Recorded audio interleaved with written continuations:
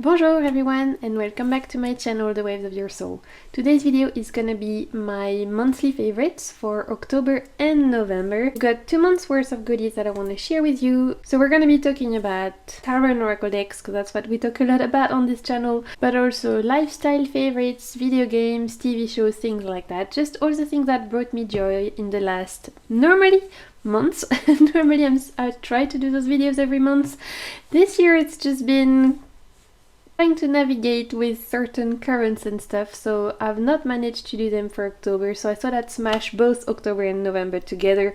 Hopefully you don't mind. There's a lot to talk about, so I'm gonna get right into it.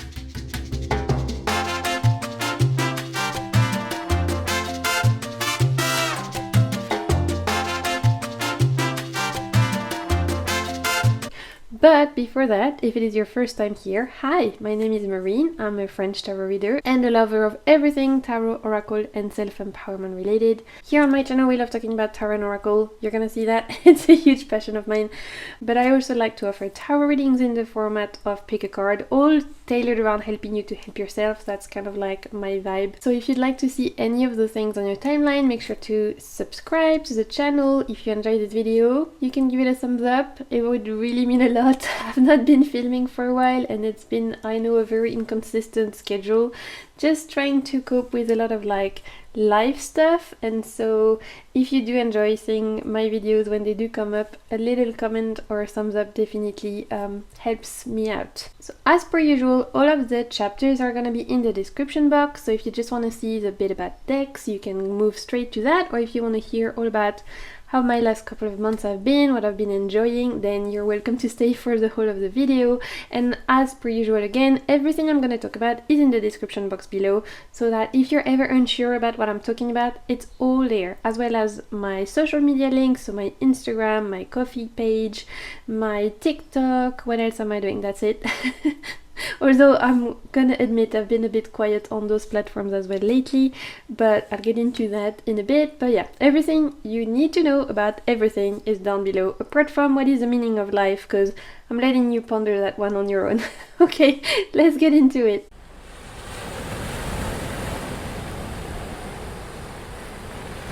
So I normally start those monthly videos by sharing a category I call Life Joys, where I share with you some fun stuff I've been up to, or any kind of like little adventures I might be able to share, maybe a little vlog from where I live in Reunion, things like that.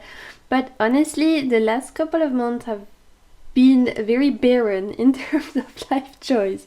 It's just been life, right? And I feel like that's been most of us. We've just gone through this horrendous eclipse season, which I know a lot of us have been feeling very drained from, very tired, especially if any of you have fixed signs or heavy fixed signs placements, or heavy Scorpio or Taurus placements. I have my moon in Taurus, so you can imagine that this whole like Taurus shenanigan going on in the sky was really doing a number of me for the last 2 months. It's been draining. Recently have been feeling like that emoji that's melting, you know, the new one. That's my favorite emoji because it's forever a mood. And that's how I've been feeling.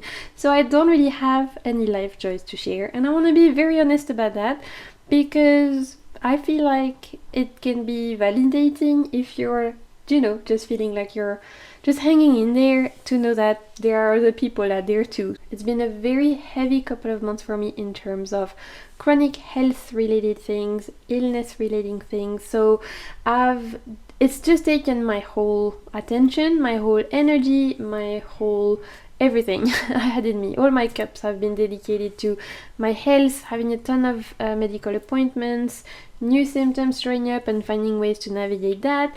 And even though I feel like I'm coming out of it in the last couple of days, hence why I'm filming today, it's just not been very easy. It's been like that since most of the year, which is why my filming schedule has been completely inexistent, which is why I've been really struggling to maintain a continued flow of video on here, even though I love coming on here, I love filming, I love sharing with you guys. Like, I'm very much in this new space right now where part of my old symptoms are waning away, but I've got some new ones I have to deal with. So I'm in this like in-between space, and it just makes it difficult for me to be here, and it sucks. There's something to be said about wanting to do some things and not being able to, whether it's physically or maybe for some of you it's emotionally, or mentally, whatever it is, whatever you're going through right now, just know that you're not alone. So no life joys, just life.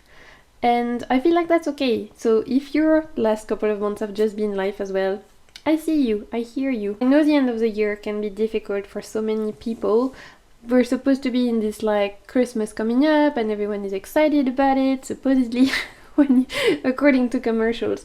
But I know it's also a difficult time for a lot of people, especially if you've got issues with your family, or maybe you're estranged from them, or maybe your family doesn't quite understand your beliefs, or your values don't align, or maybe you've lost some family members who are no longer here, and so it's just like there's so much that can be brought around this festivity time that's not necessarily all about happiness and joy. And that I just wanted to say, if you are like starting to feel the dread for that happening, then just know I'm sending you big hugs and I'm sending you lots of love. I normally don't really care for Christmas so much. I mean, we don't really get super festive in my family. Like, we have a nice meal, but that's just French people all the time, so it doesn't make a big difference that it's Christmas or not. But this year I've got two of my best friends who are coming to visit me, so I am actually very excited about Christmas time because I need that. I'm just so excited to give my friends a hug and be able to see them and catch up. I've not seen them for so long, so I am actually excited for December, but I know not everyone is, so I just wanted to put it out there that if it's a tricky time for you, then I'm sending you lots of love. Let's move on to TV shows. I've been very into animation series for the last couple of months. It's not necessarily something I used to enjoy, but this year I started by a couple of shows. I mean, you might have seen me talk about Vox Machina on Prime a few favorites ago. That was a recommendation from one of my lovely viewers, Moira, and I really enjoyed that. And that was kind of like, for me, the door opening to start watching and discovering more animation series that I may enjoy. Because I love watching Disney's and Pixar's, like, I love that. And I have a huge inner child inside me that when people say you need to work with your inner child, I'm like, I don't feel like I need to so much, because she's definitely at the forefront of my choices. I feel like that's a very big Aries like trait. We tend to be big kids anyway. So I very much always enjoyed watching Pixar's and Disney's, and I still watch them now as a grown-up. But I never found animation series I enjoyed until this year, and the last couple of months I've found two that I've been really loving, that I feel like you could watch with your children or just for your as an inner child. I don't have children and I loved watching it. So the first one I want to mention is on Netflix, and it's called The Dragon Prince. The latest season actually came out a few weeks ago, maybe even a couple of weeks ago. So there's like 3 or 4 seasons out now, and it's wonderful. Set in this magical world where the kingdoms are divided between the human world and the more magical world. The magical world is ruled by dragons, but it's also full of fairies and elves and magical creatures, and the humans are just, you know, humans. And humans and dragons, who are the kings and queens of the magical world, have been at war for centuries because humans, being humans, have been trash and trying to steal magic off of them. Following in this series the newer generation, actually, from both the magical world and the human world, who are starting to think maybe they could there could be another way than war, and there might be a way for peace. So we follow 2 young royal humans, and also we follow a young elf, a moon shadow elf, and how their friendship, how they meet, and how their friendship starts to open a new way for potential peace out of those 2 kingdoms. I don't want to say too much because I don't want to spoil you, but just think that if you enjoy magical things, fantasy, dragons, humor, it's very funny, good storyline, because the story is fantastic and the characters are so lovable and interesting. There are queer relationships represented in this TV show. We see some people with different abilities. There's just a lot there, and it's not just for kids. I feel like a lot of the themes talked about are very grown-up friendly. I really enjoyed it. I was hooked.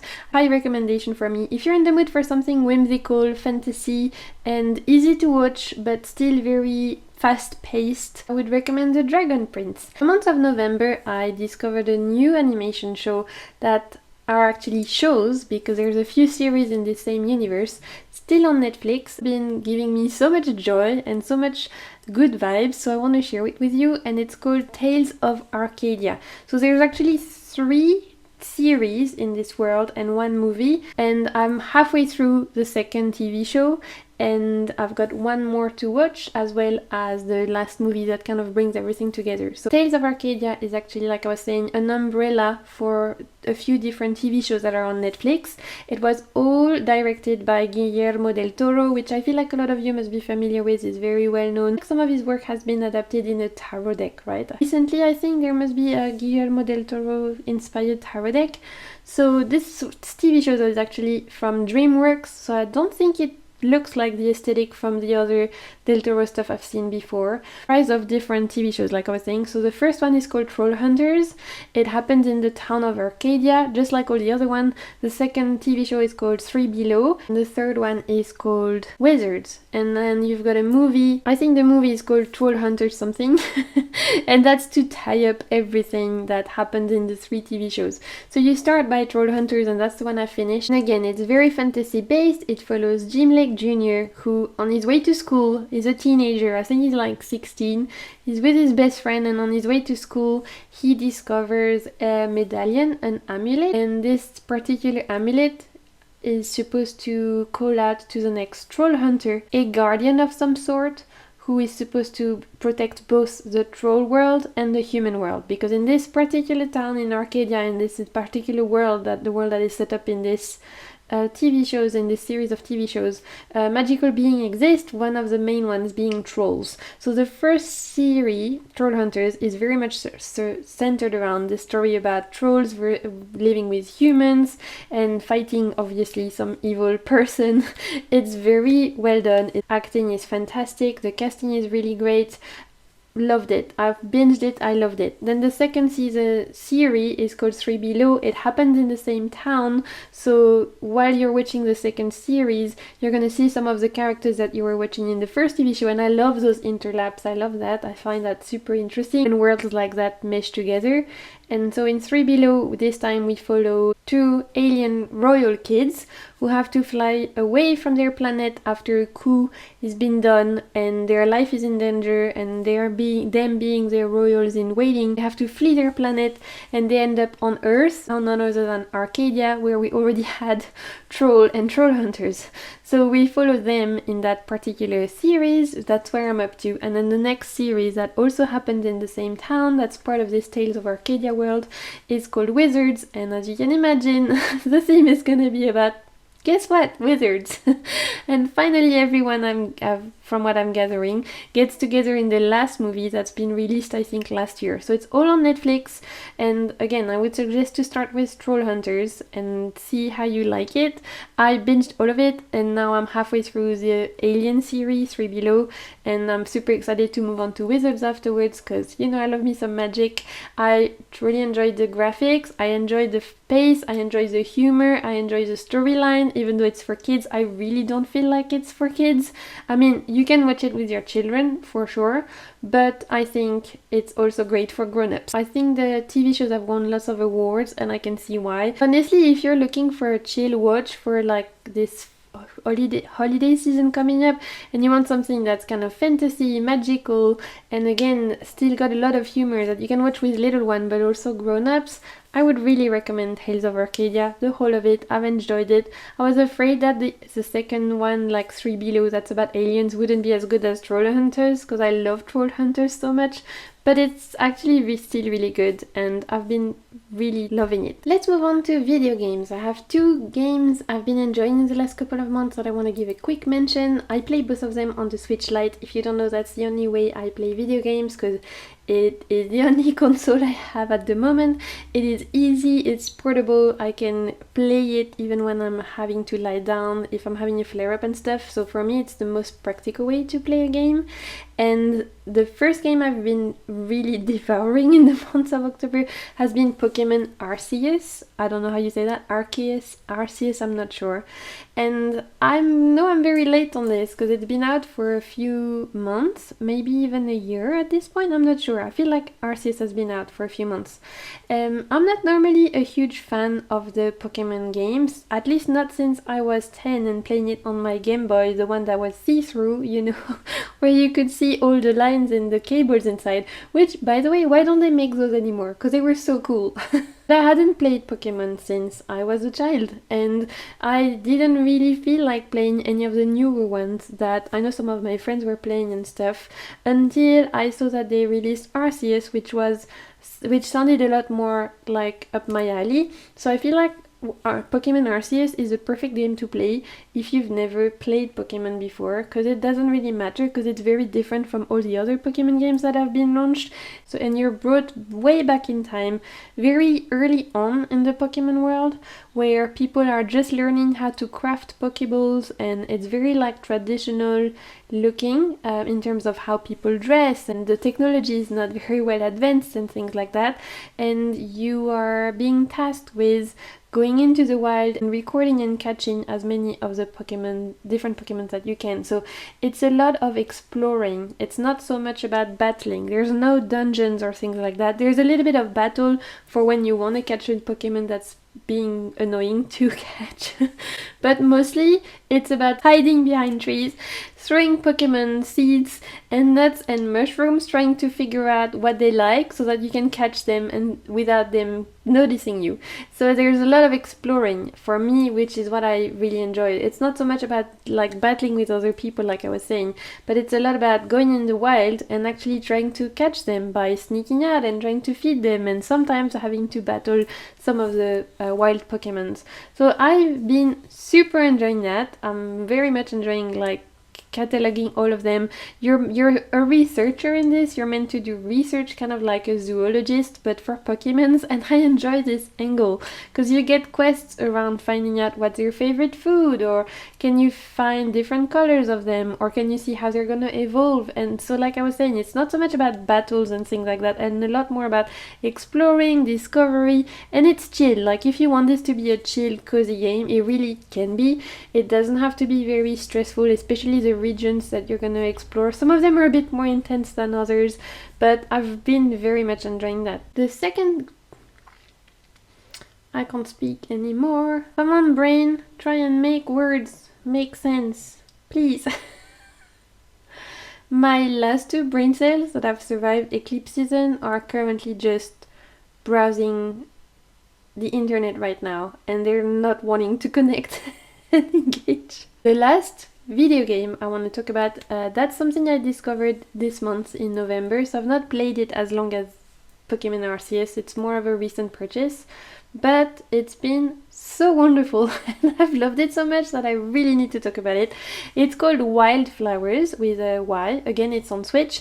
I don't know if you can play it on PC or not. I feel like you might, or at least on mobile, because I think originally it was a PC game or a mobile game that was then brought to the Switch. Wildflowers is everything I enjoy in a game. I like games that are not too stressful, that are more on the cozy side, that involve mostly, if I can, no dying. With some exceptions, I have played some games that involve dying, like The Witcher or Breath of the Wild, but if I'm having some tricky times and I just want to escape in a video game, then usually I like cozy games. It's a very unique and interesting combo of a life simulation game where you have to do some farming and mining and fishing and all the things that all of you guys who play Animal Crossing might really like. All of the life sim usual, like talking to your neighbors, and as well as magic things, which I feel like is a common thread for the last 2 months.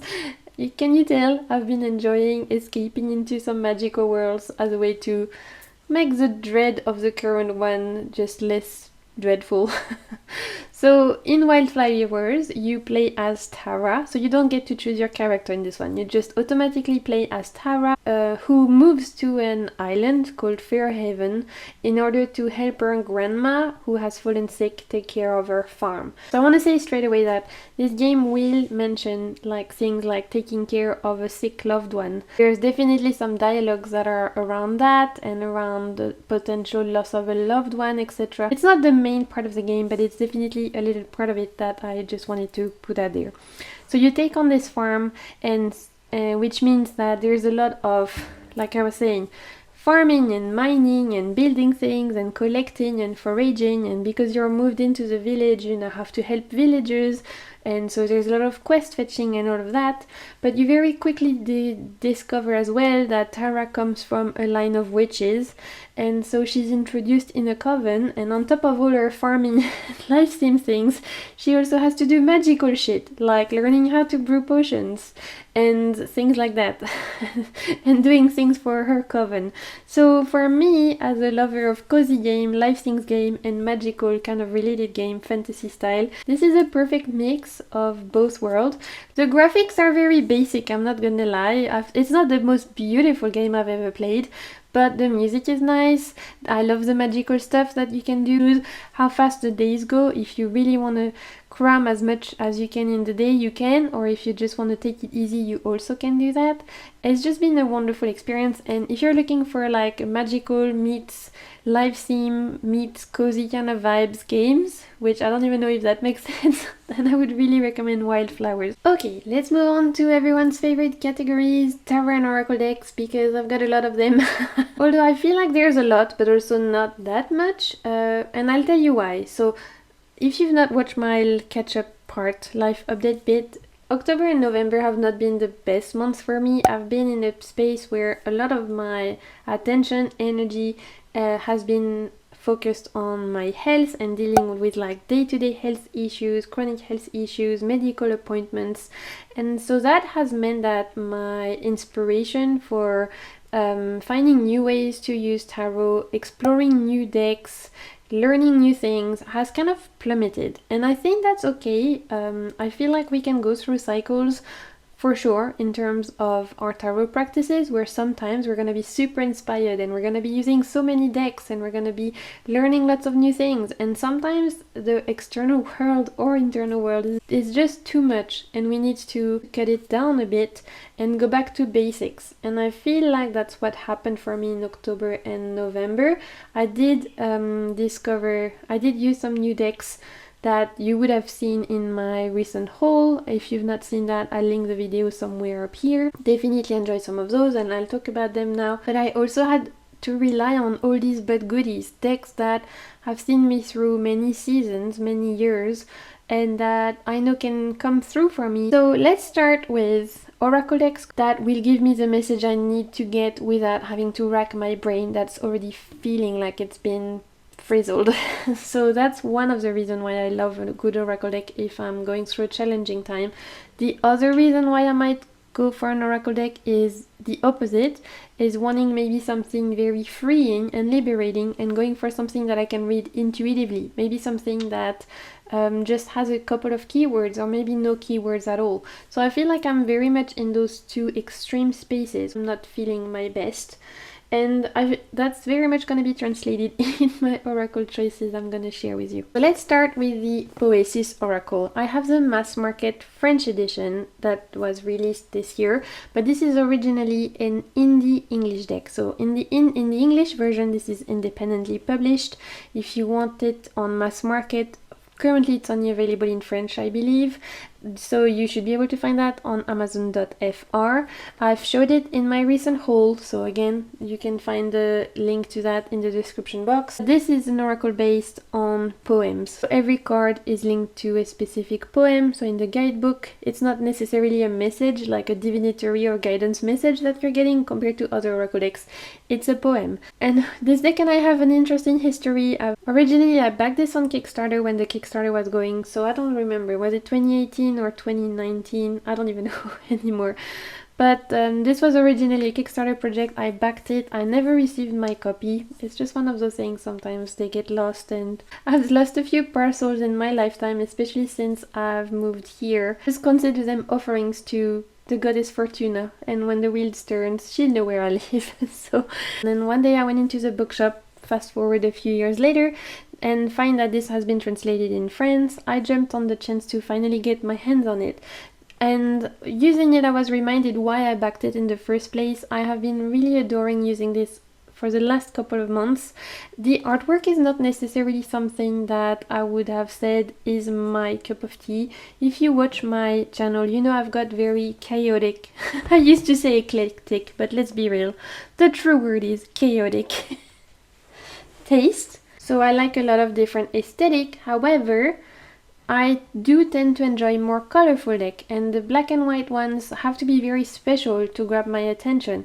This is very special, not necessarily just for the artwork, but for the guidebook with the poems. For me, this is truly the meatiness of the deck. That's what makes it super special. Would totally recommend you getting the French version of the deck. The reason why I say that is because online there's actually a library. There's a website linked to the Poesis, and there's a library that lets you read all of the poems. So before you get the deck, if you're interested, you can read the poems online. And then something that I've been wanting to do is that you could get the deck French version like I have, and in the guidebook you could write the English version of the poems because they're accessible free online. So I think that's great that the poems are available online. It really allows people to get a glimpse at what they're getting before purchasing the deck. Because for me, that's truly what stands this deck apart.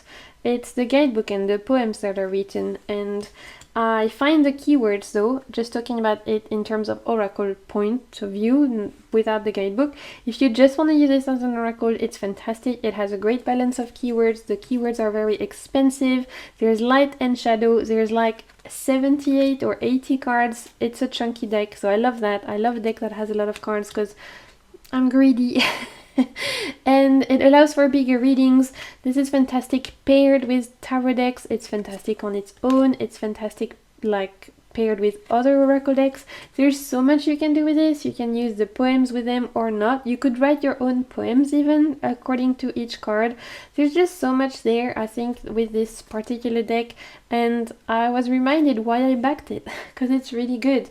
So for me, it brought me a lot of healing. The way I've enjoyed using it the most is either on its own, mostly at night for more introspective work, you know, like quietly checking in with myself, having a chat with my guides, things like that, just figuring out what's going on, the best ways to navigate the eclipse season, for example, that was difficult, and things like that. And I really enjoyed pairing it with something that might surprise you in terms of what it looks like together. They're not maybe the best aesthetic pairings, but in terms of the energy, it was just right. And that is my Shimmering Veil Tarot. So the Poesis and the Shimmering Veil, they look nothing alike. Aesthetically speaking, like I was saying, they would not necessarily be your first choice, but in terms of energy and how they communicated with each other, it was the perfect pairing for me. If you've never heard of the Shimmering Veil, this is an indie tarot deck by Cilla Conway. I've had this deck for over a year now, maybe borderline 2. It was in my favorite decks from 2021, and it's been like a perfect partner ever since. This is very much one of those decks that is at the core of my spiritual practice. When I want to do readings where I communicate with my spiritual team, with my ancestors or my guides, or as I like to call them, my guardians, this is a deck I use. It's really for me the perfect deck to use for more spiritual led questions, deeper questions, things about not just the everyday life. Like I wouldn't feel called to use this for a career reading, for example, or relationship reading. For me, the Shimmering Veil is truly something that feels like it was channeled by Cilla, and it feels like you're peeking through the veil. It does carry its name so well. So this has been truly a great friend for me for any kind of those readings. Bringing it out again in the months of October and November, because I really needed that deck that I knew I could rely on, and I really needed to ignite my ability to communicate to higher guidance, to get messages from somewhere external of myself, if that makes sense. For those of you who don't vibe with any of that, who just use tarot for introspection and journaling and things like that, you probably won't resonate with this type of practice, but it is also part of my practice. And even though I do love tarot for introspection and journaling, and I'll talk about that in a bit, things that are more inwards, and I also love doing tarot for others and things that are more outwards, I also really enjoy tarot as a way to plug into something that is larger than me, to communicate with the universe or source or spirit, whatever you like to call it. And this deck for me is perfect for that, and it's been like that since I've received it. And with the Poesis, it really was the perfect match, not in terms of aesthetic necessarily, but in terms of the messages that were coming through. They were very empowering, very healing, very powerful, and this deck combination for me felt very potent. The poems mixed with this beautiful artwork, it just felt like it was giving me the messages I needed right at that moment. So I've truly enjoyed this deck combination. It's met me where I was at that moment. I mean, I love this deck. I've talked about this deck quite a few times on my channel. It's wonderful. I always say that for my Tolkien's fan, this feels like peeking through Galadriel's mirror, you know, that when she invites Frodo to look into that pool of water to get a vision about either what has happened, what is yet to happen. This feels like that. This feels like looking into Galadriel's pool to decipher your future. Another really great combo I want to mention more quickly, because I've talked about this quite a few times in a few of my recent videos, is the Many Queens Tarot with the Reclaim Oracle. If you have watched my latest few monthly favorites, you know I'm doing this like deep dive into the Reclaim. Although I'm not gonna lie, I kind of fallen off the bandwagon a little for the month of November because, you know, life circumstances. I didn't really have the energy to continue doing very heavy kind of like introspection, shadow work type work. But I'm continuing it, I'm not giving up, I'm just taking my time. But the Reclaim Oracle is an indie deck. Marion Costantin, who's a French creator who lives in the US. So the deck is in English, and it's just a beautiful deck that explores different emotions. So every card is a different feeling or emotions, and I still need to do a video about how I use this one. Don't worry, I'm gonna do it just whenever I feel a bit more healthy and well. I'm definitely gonna film that because I've already planned what I want to say. I've had this deck for a while now, and I've definitely used it in lots of different ways, but this particular deep dive I'm doing, where I'm using one card every time to then really journal about it and then create a custom tarot spread around it, has been really transformative, really interesting, but also really a lot. Like I said, I can't do this kind of work every day, especially if I'm in a lot of pain, especially if I can't even write much because my back is in pain or my arms and stuff. So I have to do what I'm able to do. But the decks I've decided to pair with for this particular introspection journaling work, continuing to do that, is the Many Queens Tarot, which you would have seen again in my recent deck haul. This is an indie tarot deck, and together they really speak beautifully. I feel like there's a perfect match. This time aesthetically as well, the pared down color palette really goes well.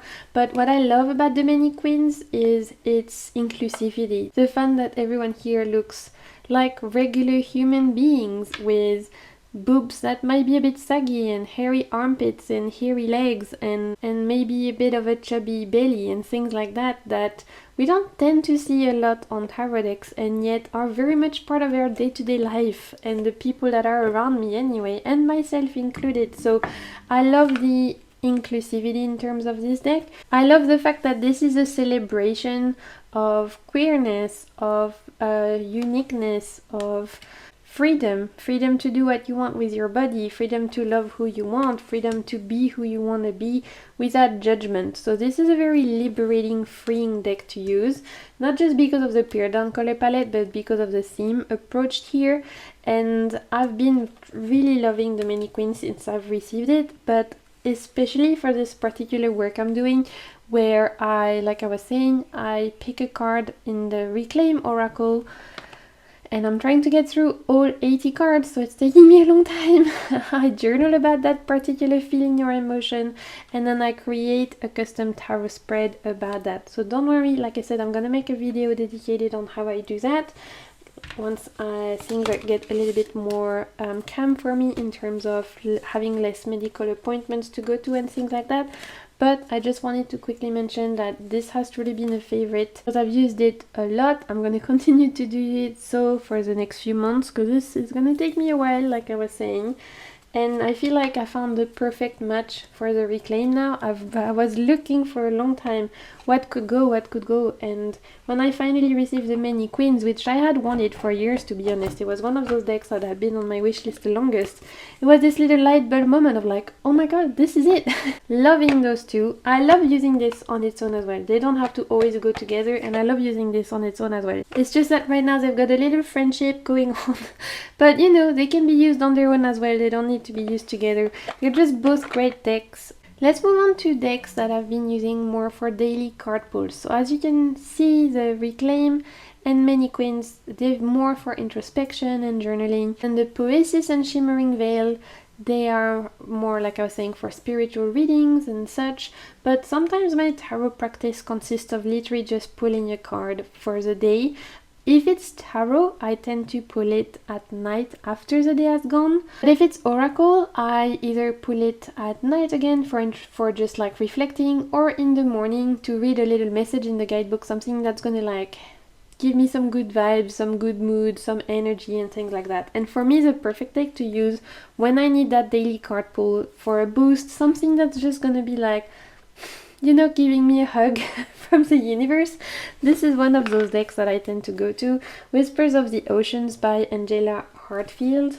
I love this deck. I love this deck so much. Is it a bit cheesy? Maybe. Do I care? No. This is one of those decks that I tend to go to when I need a hug, when I need a reminder of all the things I love. And one of those things is the ocean. And when I just need some good vibes. This is a mass market deck, and the backs look like this, and the artwork is just so wonderful. This is everything that my little ocean heart adores. We see some beautiful whales and some tropical fishes, things that are definitely part of animals and wildlife that I could see if I was to go snorkeling in the ocean here in the Indian Ocean. But there's also creatures that might be more from colder climates, like orcas and things. So this is for me everything that reminds me of where I live right now, home, Reunion Island, everything about the ocean, so both things that I really love.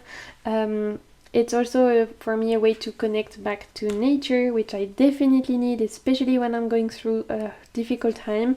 My connection to nature tends to increase because I find it very healing and important for me to remember that there is a world outside of my problems and my head. And so connecting to the ocean or connecting to the forest or nature in general, it's a huge way for me to feel better when I need some kind of a boost.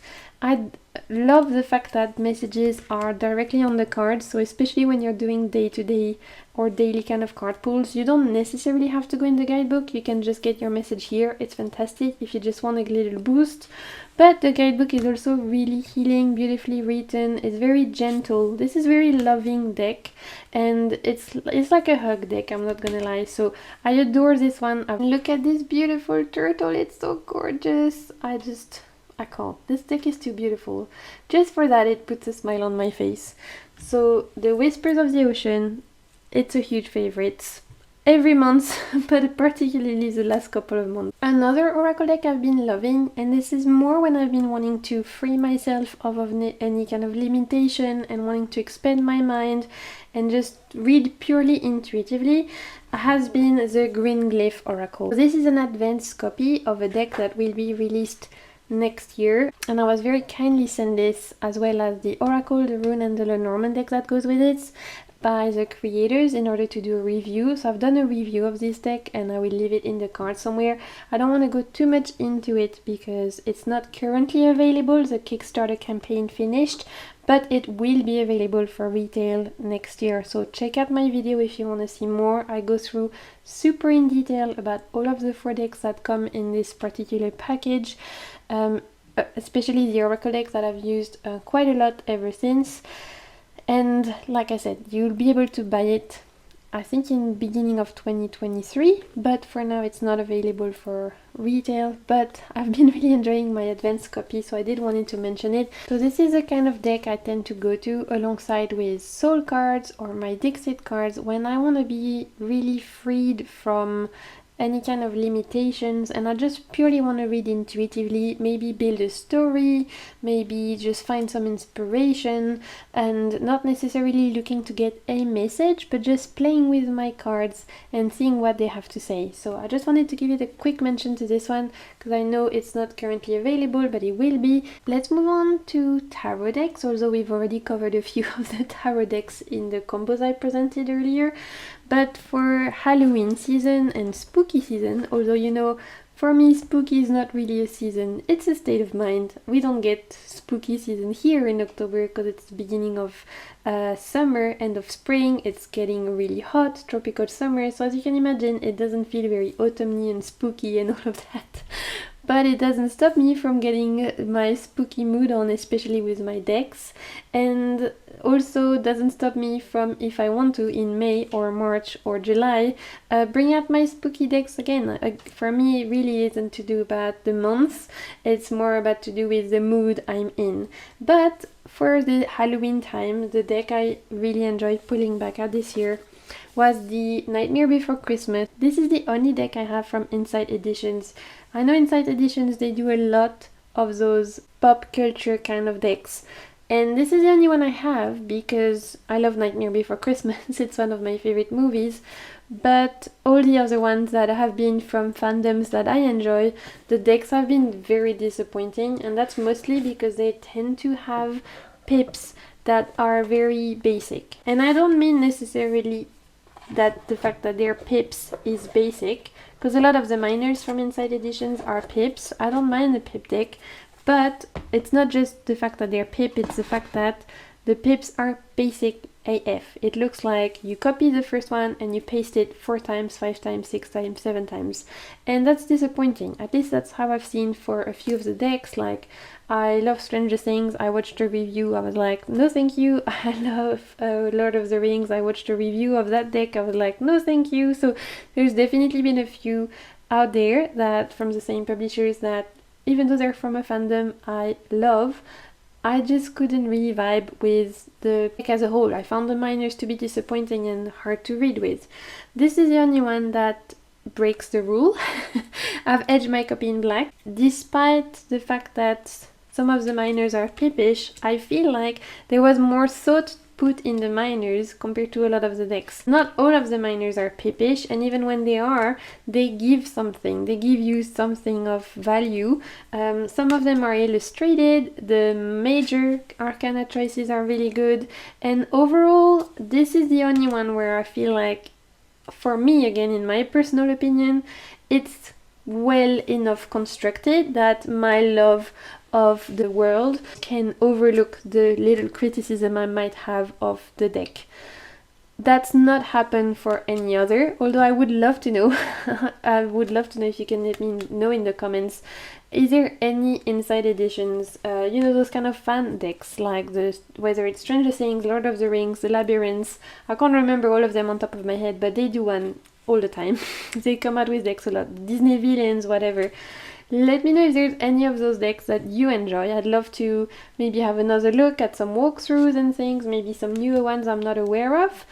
For me, this is the only one, like I said, that I have and that I enjoy, and for Halloween, it's perfect. I mean, it's perfect for any time of the year. This can take me straight up to Christmas, because is The Nightmare Before Christmas a Halloween movie, or is it a Christmas movie? I don't know. That's the eternal question, isn't it? I feel like it can take you all the way to Christmas.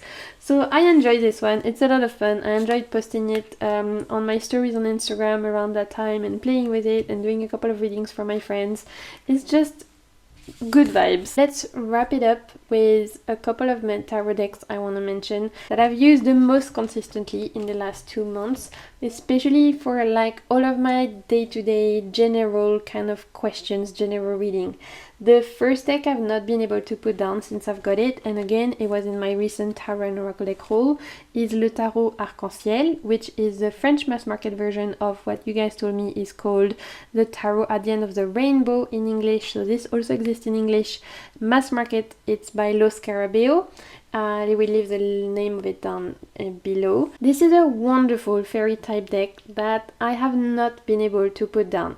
I've used it for the last 2 months. It's been on my desk and I don't want to put it away. It's just been such a great reader. It's easy to read for me. It follows the RWS, but obviously it's set in this very fairy-like world. Rainbows, yes, because it's called the Tarot at the End of the Rainbow, so on every card there's gonna be a rainbow, but also fairies and trolls and orcs and gnomes and all the magical things, wonderful things that you might find in a magical forest. So I've edged my copy in green. Here are the backs, and I don't know why I don't see this deck shown more often on TarotTube, because one, it's affordable, so we love that. The artwork is gorgeous. It really brings you into this magical forest full of fairies, but my favorite part is that it's not just those stereotypical beautiful fairies that we might see in fairy decks. It's more the gnomes and goblins and orcs and trolls that we see here. I love them. I find them really charming, so that's one of my favorite things about the deck.